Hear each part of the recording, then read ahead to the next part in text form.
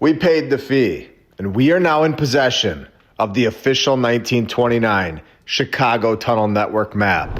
We know exactly which buildings the Chicago tunnel system connects to, and we no longer need to ask anybody if there's tunnels connecting to their building. We now know. And today I'm going to show this entire map to the world. A map that's been hiding in the Chicago History Museum in a folder that's never been digitized until today. Are you ready to see which old world buildings these tunnels all connect to? Here we go. This is one of the most shocking pictures I've ever seen. Not just because we can clearly see exactly which buildings in Chicago, Illinois have a tunnel connection, and still do today. But when we go to these buildings' narratives, we're gonna see not one of these construction stories for these buildings ever account for a tunnel connection. And in my opinion, all of these tunnels that I'm about to show you, they were already here, connecting to all of the old world buildings. And we can see that the old world was not just advanced above ground, they were dynamic and also utilizing the underground, creating a massive web of buildings. None of them are independent. They are all connected, exactly like we said from the beginning of the show. The official story is that all of these interconnected tunnels, they were all constructed in the 1890s, all to transport mail and to move freight and packages. This is completely illogical, and it's almost as dumb of a story as the teenager creating the TV without electricity by just staring off into the cornfield. You know what, guys? I'm not really enjoying the dirt roads up here in the 1800s. I just think it's time that we make a massive tunnel network and deliver all this mail underground. And we can do that for like 50 to 60 years and then never use these tunnels ever again. Officially shutting it down in 1959. This story is insane. There is zero justification for a massive underground network of tunnels just for mail, especially when we all know that mail was being delivered by foot well into the 1990s. It was a standard method in Chicago. And guess what? It worked perfectly fine. We're all told and supposed to believe that Chicago, Illinois, needed a massive underground tunnel network to move letters and mail for only 50 to 60 years. And constructing this massive tunnel network while riding around on horses and wagons with dirt and mud streets. It's not even close to adding up. Mail doesn't need underground tunnel connections. We all know this. And these tunnels, in my opinion, they were found. And we can see that these tunnels run to all of the old buildings. And you can see down here to the right, we can line these up with what's there today. We see the City Hall is still there, going over here. Down East Randolph Street. What happened to the temple? That you can read right here. And why is it now a Walgreens? This is the building that was once here. A drawing from a 1909 postcard. The 33rd Lodge, and was the tallest building in the city of Chicago.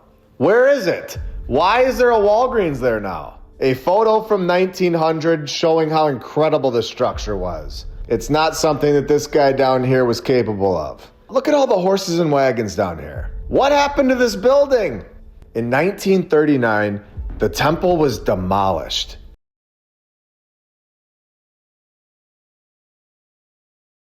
Due to its poor internal services.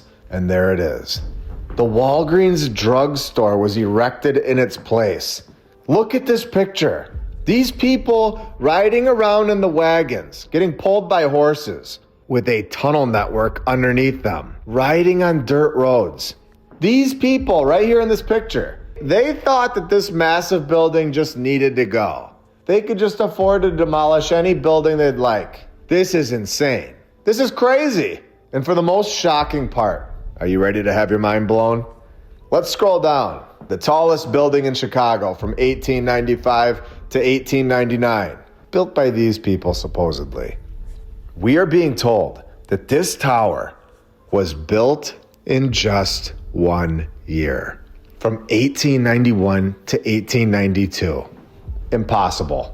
Then demolishing it just 47 years later. This story is unbelievable. I cannot believe what we've just read. This is one of the most shocking things we've ever seen. And this is just the beginning, because I want to remind you that all of these black lines, these are not roads. These are all tunnels. And if we keep scrolling over to the left, down over here, guess what else is connected underground? Welcome to episode 165 of My Lunch Break. I hope you're all having a great day. And if you're new, welcome.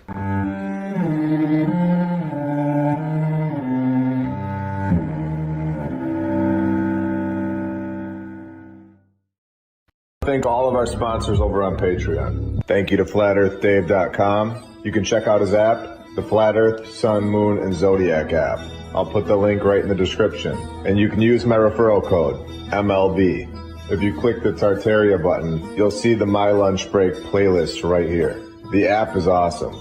Thank you to Rebecca K, Chuck Templeton, Joy Lee, Stephanie Nolan, the Burlesons, Charles Kruger, Dan Woodall, Dale, DJ Clicktrack, Jacob Law, Jim Ribley and Christine Duggan, Kyle Glasscock, PKTFnews.org, Ben Dries NL, Natalie Shippenoff, Melissa Edgar, Biggles, Double Task Homestead, John Adams, Attila Power, Forbidden Gecko Love, Justin Grobner Grubb, Leah Strong, Dakota Dunn, Jason Hochberg, Marie C., Michael Dingu, Patriot Armory, C3SCOB, SoniaDane.com, James Alt, Jason Press, Miggs, Mark Chapman, Ariana Oates, Nathan Burba, Ski, Liberty's Arborist, Thomas Thorpe Peterson, Zinger Coffee and Tea, Curious Cat, Mike D, etc., Dan McGee, Lori Hedvig Johnson, Ellie Annie, Seth Craigo, Glenn Gunderson, Mousie's Mouse Cheese Records, Robert's Brain is Gone, Extreme Reality Check, Late for Dinner, Eolo Goncalves, Blake, Dax Bilchek and Son, Dylan Mugenberg, Robert Petro,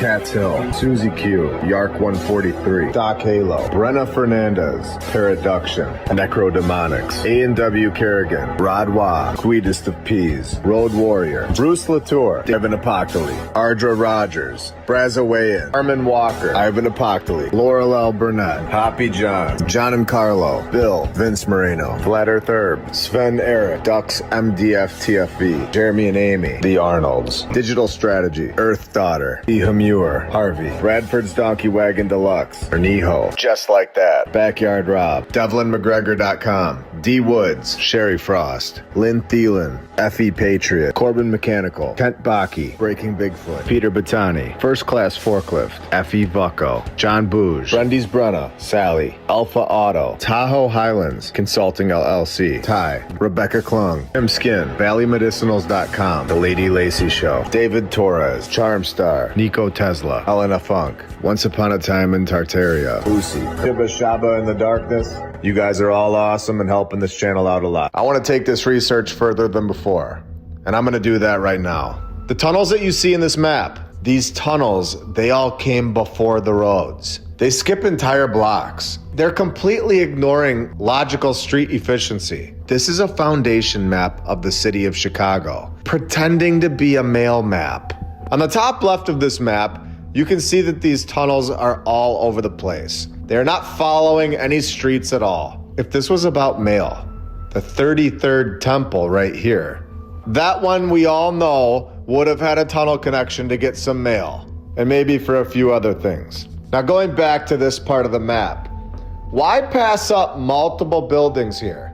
We have 3 buildings in this small section alone that just didn't need any mail apparently. If this was about mail, every single major building would have got a connection. We all know this, especially since they're right next door to the ones that did get a connection. Access to this network was selective, and this is now proven. It wasn't about mail. These tunnels are serving specific buildings, and these specific buildings, in my opinion, these are the ones that are from the old world. They are the old world structures, the ones that were built by the previous civilization. Moving to this picture, we can see that the tunnels run in between the stock exchange and the LaSalle Hotel. The connections don't follow the road at all. And there was just dirt everywhere on the surface. The surface was a mess, and we all see that from the 1900s pictures. It's like the tunnels were the main way of transportation in the old world, and not the ground. Taking another look at this map, we see the stock exchange. And here's a photo of this structure that we all know has a tunnel running in between it and the LaSalle Hotel right next door, where we now see that in 1972, the stock exchange building was demolished as well. And I'm gonna show you how shocking these buildings are. They were not built by the horse and wagon era, and we all know it. Check this out. I'm gonna take this to Google Earth. Remember, there are tunnels underneath this entire street, connecting to all of these buildings. So we go to the street view right here. We can see this structure is called the Rookery Building. And when you find this picture from 1891, you can see something shocking going on. It's like they were digging it out. And the photo stops here at the bottom. Look at these columns going lower than the street. And then the picture's just cutting it off right here at the bottom so we can't see down any further. But just palace after palace here. And you can see the massive doorway compared to the size of people today. More columns that look exactly like the Field Museum. And then turning the camera here to the right, we see this alleyway. This is the point on the map that has the tunnel in between the two buildings. And we know without a doubt that there's a tunnel there right now. We have the map. The Donkeys Incorporated went down there and they charted it all for us. Donkeys Inc. They just took their wagons down there. They hauled thousands of pounds of earth out from underneath the city of Chicago. They threw it in the back of the wagon and then they called it a day. All for mail. It was just way easier to do this in the 1800s. It's way easier to transport all the mail underground rather than just walking door to door on the ground. They needed a massive tunnel network because what would they have done without it? Thank you for all of your help, Donkeys Incorporated. And while we're at it, thank you for never losing the pottery. I'm so glad all the pottery survived and is in all of the stories. It's just amazing. And thank you to all of our badge members, all of our Patreons, and every single subscriber. You guys are all awesome. I appreciate you all. It's great to have brand new people joining this channel every day. We are on YouTube. We're on Rumble. We're on X, Instagram, TikTok, BitChute, eBay, and Spotify. If you're looking for even more content from us. I have these episodes on eBay right now, if you'd like them in a physical archive. Every once in a while, we're auctioning off a one-of-one thumbnail. And I'm gonna be getting this map printed for anybody out there that wants a cool copy of it in their house. Now we have the map. We can see every single part of this tunnel network. We know which buildings it connects to. But we have to remember that this is from 1929. So we have to ask the question, do you think that they blocked it all off to us in 1959 so that they could expand on it? Because 85 weeks ago, episode 80, almost 600 days ago now, we all saw on this channel that Chicago's engineers kept digging away, creating thousands of miles of underground structures. Thousands of miles of underground structures underneath Chicago. I would have to say that this map that we're looking at, this is a sketch of what these people found in 1929. And I believe that our civilization has for sure added on to it. And that the tunnel networks today would completely blow our minds. We're told that there's underground structures, just like we saw. But I think we definitely need to go to these buildings. We need to go to the ones that we're told were paid for by the taxpayer, publicly funded. And we have to see the tunnel entrances. And I want to make one thing clear. I do think that they use these tunnels for mail. I think that's obvious and well documented. But I definitely don't think that that was the reason or the purpose for constructing a massive web of tunnels that we know were selective to specific buildings and not to others. And I think that that proves the point, that these were not constructed just for mail. I think that our civilization in the 18 and 1900s were using these tunnels for mail, but that was after they found them. Zooming in here, we see the Palmer House, which has 2 tunnel entrances. Supposedly, there has been 3 Palmer houses on the exact same site, where we are all told that the first building was built as a wedding present. Total nonsense. Supposedly burned down in the Chicago fire just a year after being completed. The second one was demolished and replaced by the third one, all on the exact same site. This is what we are told. They were just throwing palaces together over and over and over back in the day, with multiple tunnel entrances underground, and doing all of this so that they could get a birthday card in the mail. Now I've located the tunnel entrances, and here's a picture of it. As of 2009, 17 years ago, and they have clearly upgraded things down there. From this picture alone, we can all see that they didn't just abandon these tunnels. They have lights, painted floors, and plumbing. Now I want to be clear, there are publicly funded buildings on this map. These buildings are 100% subject to public records. They're subject to public tours and completely open to public access requests in ways that privately funded buildings are not. And we all know that the City Hall building, labeled right here, has 2 tunnel entrances. It was 100% publicly funded. And because we 100% know that these tunnel entrances are there, I'm going to be pressing these places, showing all of them the evidence, and asking them for access, asking them for their sub-basement plans. You could literally start going door to door, walking from building to building, showing them this map, and asking to see their tunnel entrances. And as long as they were publicly funded, you could start asking to see their tunnel entrances. As long as we're all doing it in a respectful way, of course. The underground network below our feet is no longer a theory. We have the map. We have it. We can literally hold this map and know that there are tunnels connecting to each and every one of these buildings that we look at while walking down the now paved road in Chicago, Illinois. It's public information.